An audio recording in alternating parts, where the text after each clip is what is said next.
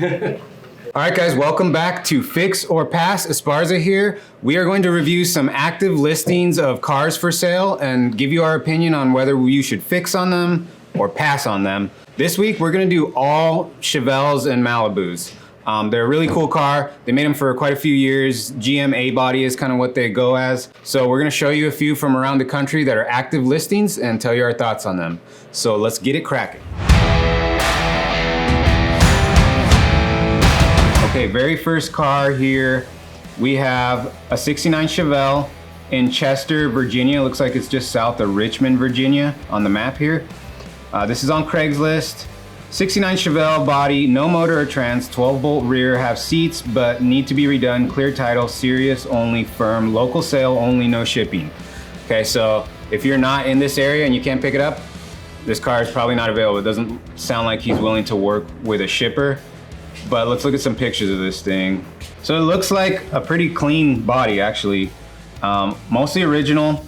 It's got primer on it and a guide coat. That's what these kind of black stripes, body work guys use that as a guide coat to reveal the high and low spots. So it looks like it's in the process of being body worked, which is probably good. You're probably gonna be way ahead on buying this. Empty engine bay, like he said, looks like it's ready to drop in your engine of choice. Pretty much anything fits in this engine bay. I've seen everything from the diesel 6-cylinder in this to big blocks, small blocks, LS engines.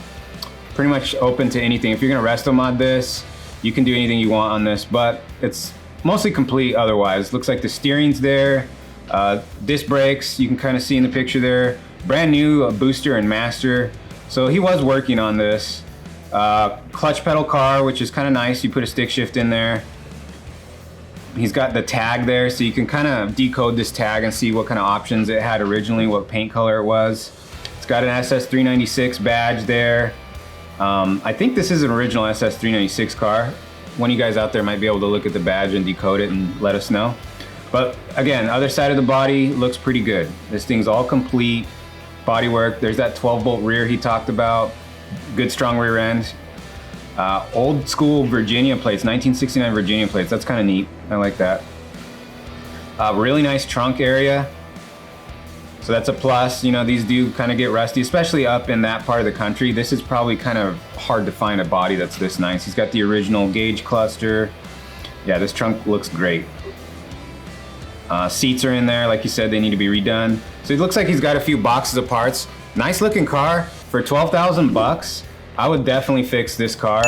If you're in that area local and you're looking for a good clean project, that 12,000 bucks is well spent. That gets you the actual car, and there's a lot of work that's been done that could easily add up to 12,000 bucks. So definitely fix on this.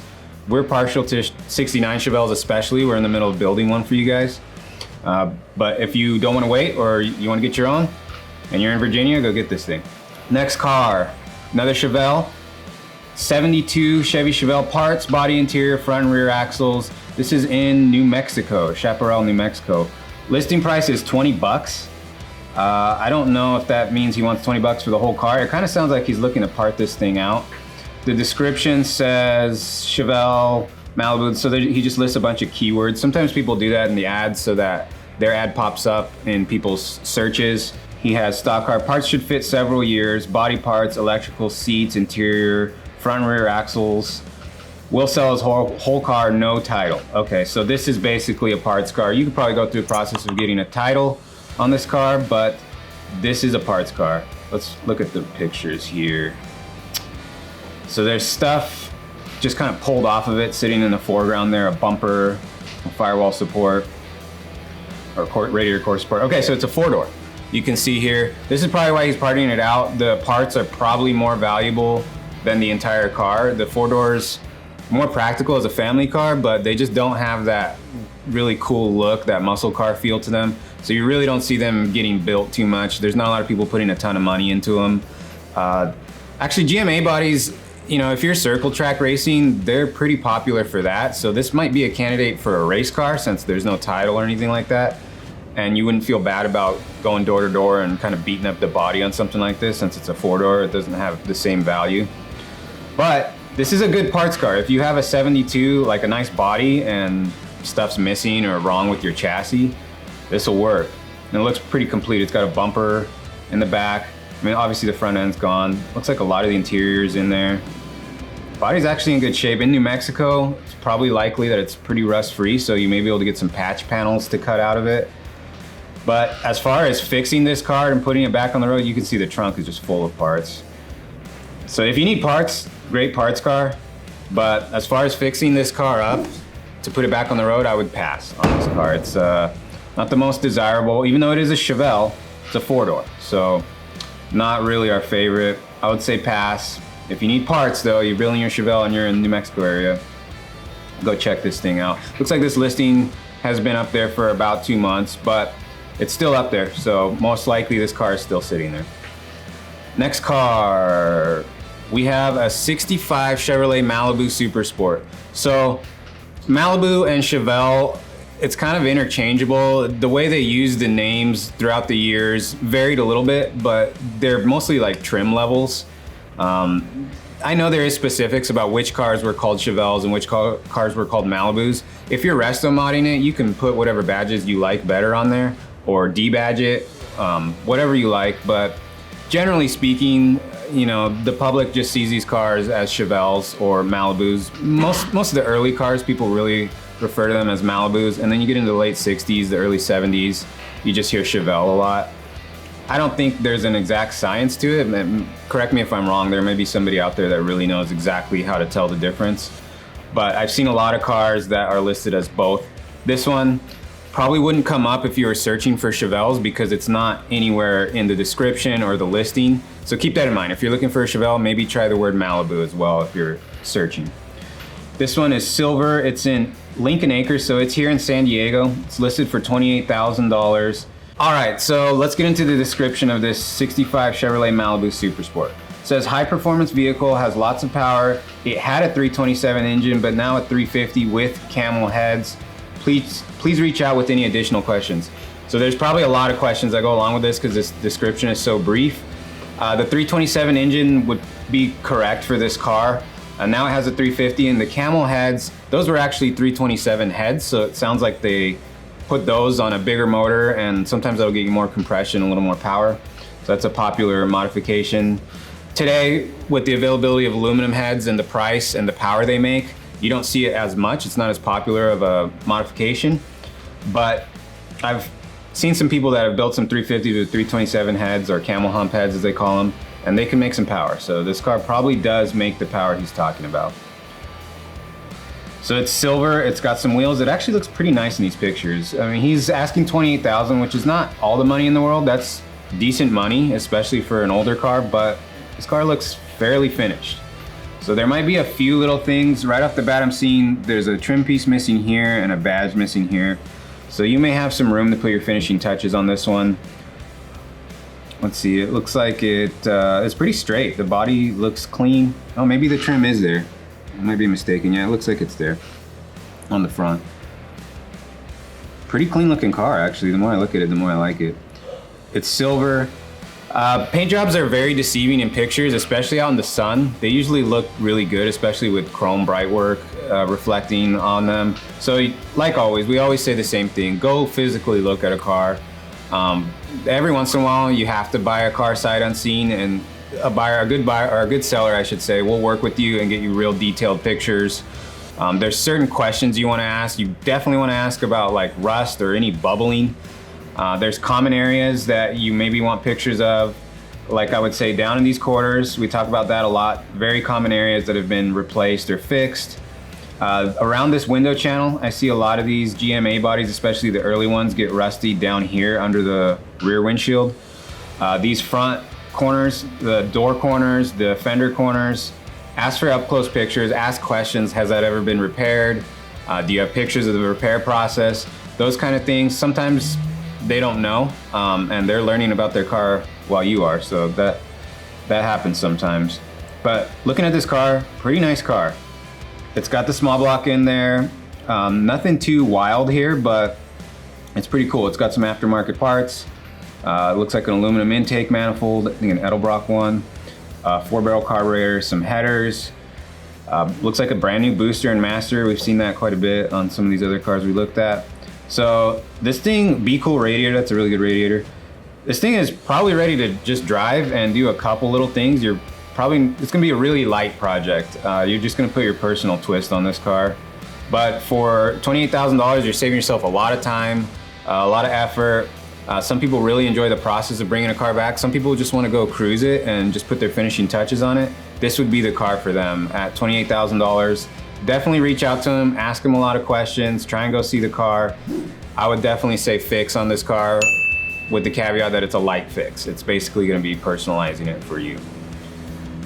All right, next one. Okay, another Chevrolet. So this one says Chevelle Malibu. It's a 65. This is in Encinitas. This is North San Diego, and as you can see here, it's very close to the Pacific Ocean. The proximity to the beach is right there. You can see it on the map. Let's go through some of these details. Condition fair, 8 cylinders, rear wheel drive, 90,000 miles, odometer broken. That's acceptable on a car of this vintage. Pretty good long description here. Selling a project, 2-door Malibu, 327 shifter on the column, bench seat, no post.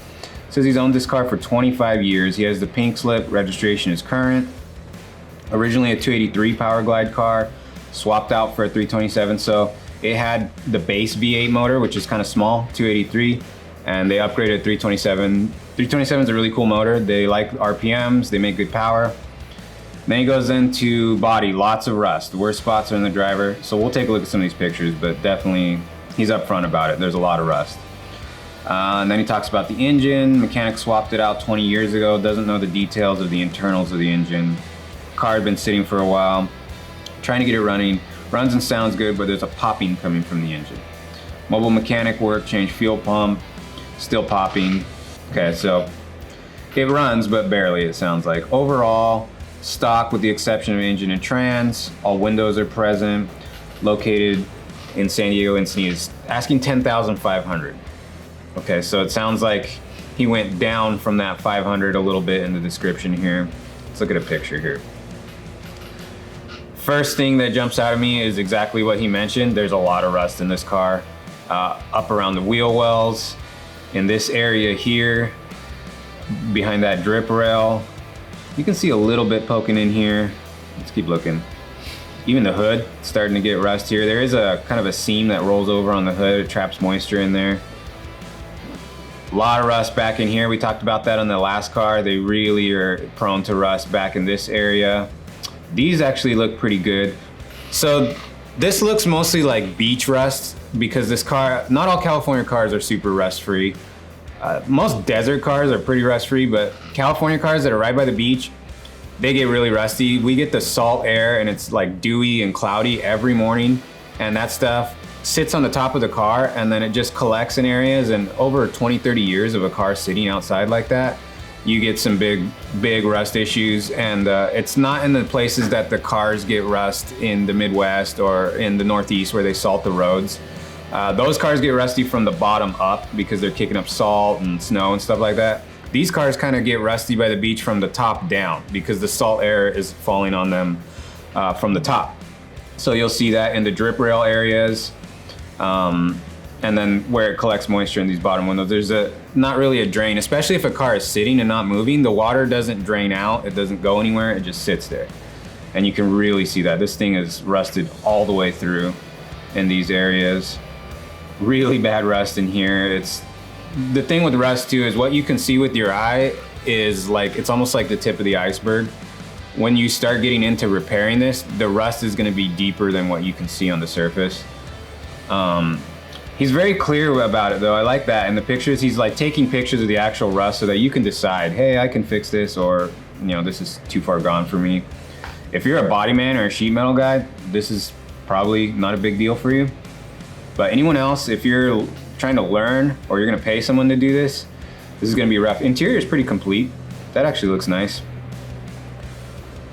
Let's keep going here. He's got an aftermarket stereo. I like this interior color. This is kind of cool. It's got some rips in the driver's seat, so add that to the list of things to fix on it. Ooh, the old school Chevy billet mirror. Haven't seen that in a while. That's kind of a 90s throwback thing. Okay, he's got the trunk open. The trunk, it's rusty, but it doesn't look that bad. You can see in here too, this is gonna start rusting real bad. There's leaf foliage and stuff that just gathers moisture and traps in there. Let's keep going. So the engine looks pretty complete. Looks like it's been in there for a while. It's got an Edelbrock carburetor, an aluminum manifold. So it's got basically the basic hot rod parts that you see on a small block Chevy. This has got it. You can see those camel hump heads right here. That's kind of why they call them that. They got these two cast in humps. And they also don't have any provisions for bracketry, so that's a quick way to tell what kind of heads are on there. Aluminum intake, pretty basic small block engine here. It's got proportioning valve, looks like a disc master cylinder in there. All complete, so that's good. You got a good start to start tinkering on this thing. Like he said, it does run, it just runs rough, so it needs some help. It needs a good mechanical touch on it. Underside actually doesn't look bad. You got disc brakes. You can see like this stuff doesn't look as rusty as the top side. It's got the body tag. This is kind of cool. You can decode this car, see what the original paint code was. You can see a little bit more. This is kind of neat. This car is finished with Magic acrylic lacquer, body by Fisher. Very cool. And then back to the first picture where you can see the rust. So this car at $10,000, I would pass. We're very spoiled here with these kind of rust issues, dealing with that. But this is fixable. Like I said, this is like rust from the top, so it's a little bit different than having to do floor pans and all that stuff.